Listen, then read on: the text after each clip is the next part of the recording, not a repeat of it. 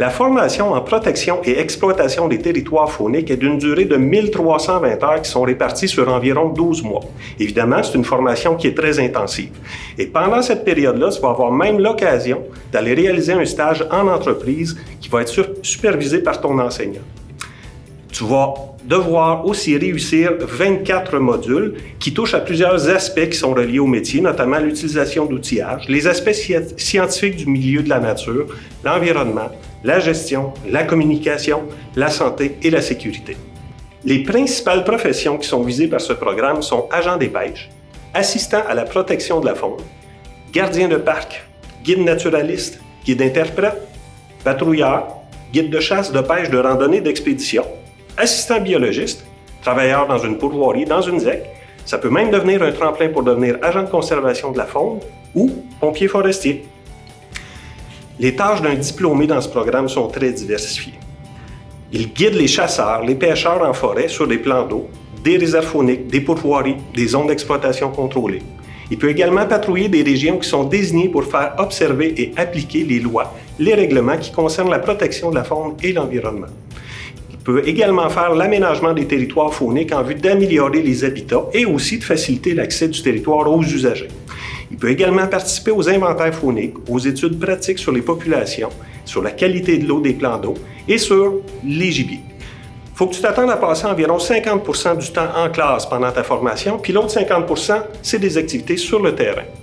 Pour la formation théorique, le Centre de formation professionnelle de Mont-Laurier possède de vastes locaux de classes qui sont bien équipés.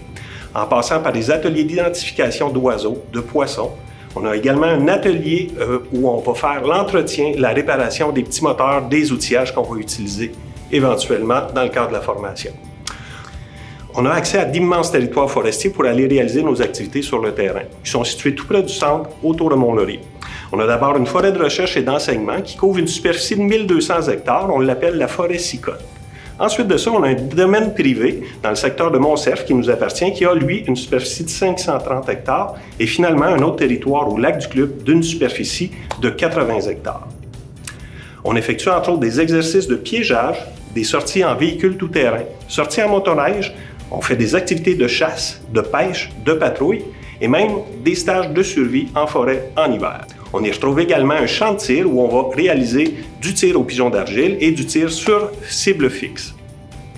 Le Centre de formation professionnelle de Mont-Laurier met à la disposition des étudiants via son magasin des ateliers tout l'équipement qui est nécessaire à la bonne réalisation des activités qu'on va aller faire sur le terrain. Entre autres, on va pouvoir vous prêter des GPS, scies à chaîne, armes à feu, motoneige, véhicules tout-terrain, canots, bref, tout ce qui est nécessaire pour aller sur le terrain et pratiquer nos activités. Parmi les 24 modules qui sont nécessaires à l'obtention du DEP en protection et exploitation des territoires fauniques, on a le module qui s'appelle « Outillage ». Dans ce module-là, vous allez apprendre notamment à utiliser une scie à chaîne de façon sécuritaire, une débroussailleuse, l'utilisation aussi des véhicules tout-terrain, des motoneiges, des embarcations motorisées, bref, l'ensemble des équipements qui sont nécessaires pour aller réaliser des activités en forêt. Entre autres aussi, il y a un module relatif à l'orientation. L'objectif derrière ce module-là, c'est que vous soyez complètement autonome en forêt avec une carte, une boussole et un GPS. Il y a également un module assez important qui s'appelle technique de chasse, de pêche et de piégeage. À l'intérieur de ce module-là, vous allez devoir vous-même planifier, organiser et réaliser une activité de pêche d'été, une activité de pêche d'hiver et une expédition de chasse qui va réellement se concrétiser sur le terrain. Un autre module aussi qui est super intéressant, équipement, bâtiments et infrastructures. L'objectif derrière ça, c'est que vous soyez en mesure de réaliser les travaux d'entretien et de réparation au niveau des bâtiments et des infrastructures sur un territoire faunique. On parle de menuiserie, on parle de plomberie, installation de systèmes à énergie solaire, entre autres choses. Je vous décris un peu la semaine typique du programme de formation. Il y a des journées où on va faire 6 heures d'activité, alors que d'autres journées, dépendamment des situations, les journées peuvent être beaucoup plus longues. On peut parler de 9 heures, de 12 heures. Par exemple, lundi matin, on a un cours de biologie en classe pendant l'avant-midi, puis pendant l'après-midi, on va commencer de la théorie sur l'orientation. Il est fort probable que dès le lendemain, on monte en autobus, on se rende sur le territoire faunique, puis qu'on aille expérimenter ce qu'on a appris en théorie la veille en classe. On fait une application pratique sur le terrain. C'est de cette façon-là, de fil en aiguille, qu'on va être en mesure de mettre en pratique ce qu'on a appris en classe une fois qu'on est sur le territoire. Une semaine régulière, normalement, devrait durer environ une trentaine d'heures. Mais à l'occasion, il peut arriver qu'on se rende à 45 heures. Je vais te décrire un petit peu le genre d'élèves qu'on a ici dans le cadre de ce programme-là. Évidemment, il faut être un maniaque de la nature, aimer travailler à l'extérieur. Il faut que tu aies un bon goût pour l'aventure aussi, puis être sensibilisé à l'environnement, c'est un atout. Il faut que tu aimes manipuler des outillages, de la machinerie, il faut que tu aies une bonne endurance physique, une facilité d'adaptation et aussi une polyvalence. Ça prend un bon sens de l'observation et de l'organisation aussi pour pouvoir planifier les randonnées que tu vas réaliser en forêt.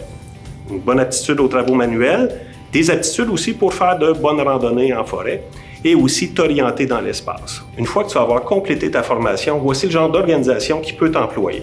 On a les Sociétés d'exploitation de plein air du Québec, qu'on appelle aussi les CEPAC, les pourvoiries, les zones d'exploitation contrôlées. Il y a aussi plusieurs services gouvernementaux, dont Parcs Canada, Pêche et Océan Canada, le ministère de la Forêt, de la Faune et des Parcs du Québec. Les réserves fauniques aussi sont d'excellents employeurs pour nos diplômés.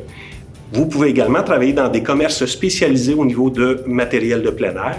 Et il y en a parmi nos diplômés qui se sont partis à leur compte et qui sont devenus guides, qui ont monté des entreprises d'expédition. Je vous donne un aperçu d'une semaine normale de travail à laquelle on doit s'attendre une fois qu'on est diplômé. Donc, souvent, dans ce milieu, les emplois sont saisonniers. Donc, la saison peut varier entre 6 et 12 mois. La semaine normale de travail est d'environ 45 heures et le salaire va varier entre 500 et 800 $ par semaine. Généralement, on démarre un groupe d'élèves en février et 2 groupes au mois d'août. Il y a également la possibilité de s'inscrire à un double DEP où tu vas avoir l'occasion de faire, dans un premier temps, aménagement de la forêt et éventuellement protection et exploitation des territoires fauniques. Les préalables pour t'inscrire sont les suivants. Donc, tu dois posséder les unités de français, anglais, mathématiques de 4e secondaire ou posséder les équivalences qui sont reconnues par le ministère de l'Éducation du Québec. Ben voilà, ça fait pas mal le tour. Content d'avoir fait ta connaissance. On a hâte de te voir en classe. À bientôt.